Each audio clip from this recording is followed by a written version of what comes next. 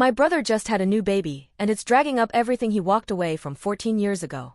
When my brother was 22, he got his girlfriend pregnant. They had talked about getting an abortion.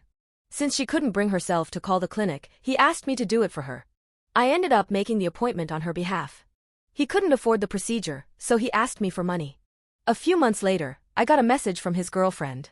She was scared. He had been texting her saying he was going to set himself on fire or jump in front of a train. I rushed over, worried, but when I got there, he was calmly doing homework, as if nothing was wrong. I think he did this to make her feel guilty. About a year after that, she reached out again.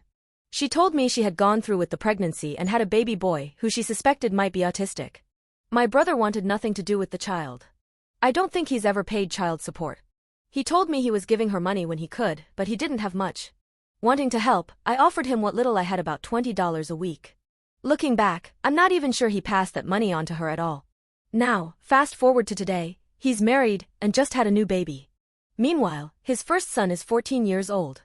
It breaks my heart to think my nephew is growing up without a father, possibly feeling like he was never wanted.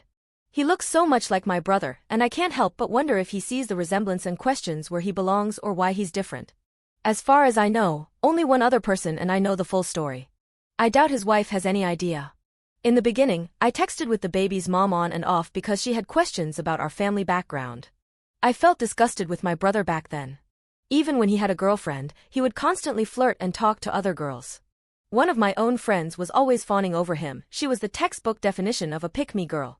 She knew he was in a relationship, but that didn't stop her, and he clearly enjoyed the attention. Everyone could see how obvious it was, even his girlfriend, who was long distance. I eventually stopped talking to her because of it, but their friendship carried on. I didn't speak to my brother for almost 5 years because when I needed help and someone to talk to, I felt brushed off. He had become incredibly self-centered. Whenever he gets into a relationship, it's like the rest of us just disappear. He becomes completely consumed by it and acts like we don't exist. When he got engaged, I didn't even know until my parents asked if I was going to the wedding.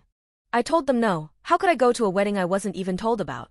But then my aunts, uncles, and cousins made me feel guilty, like I was the problem. And honestly, maybe I am. Maybe I do have things to work through. But it's hard to be around him sometimes. He can be so condescending, not just to me, but to our parents too. He talks down to us like we're beneath him.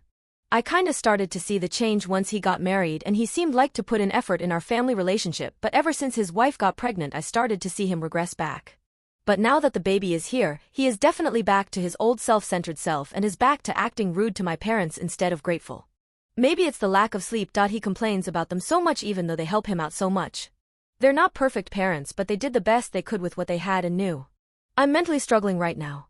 I've been working fully remote for the last 6 months, and being alone so much has made this all hit harder. It just hurts and no one else seems to see it. But maybe it's all just me.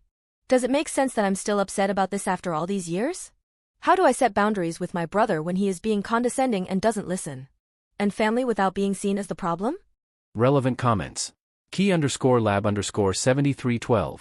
No. You're so empathetic. I really appreciate that about you. But it's okay, many kids grow up without one parent and they adjust to it. I'm sure the mother is doing well now and providing well for your nephew.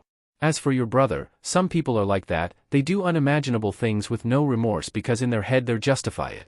You could try to talking to your brother about this, but I doubt it'll be of any use. At this stage, I don't think you have any control over what's going to happen or is happening currently. You can't actively do SMTH about this situation except for understand that everything will fall into place exactly how universe has written. I know it sounds load of bullshit, but in place where you can't do anything it's better to avoid thinking about it. Surround yourself with people who care about you and most of all tell yourself your feelings are valid. You're a good person for caring, but I don't think there's anything you can do RN. Just shift the focus to SMTH else. Mayor Charles Kalan. Do your parents know about their first grandchild? It's sad if they don't. It's also sad that your brother doesn't acknowledge his son, and even more disgusting that his son has grown up with no financial support from his father. That sort of thing can really make a difference in a child's future, especially if he needs accommodations. I wish the boy's mom would take him to court and get child support to make their lives easier. None of that is your fault. You tried to get him to step up and he chose the selfish way out. You should maybe tell your parents they have an older grandson if they don't know. Your brother shouldn't get away with being a dick and depriving them of a relationship with the boy.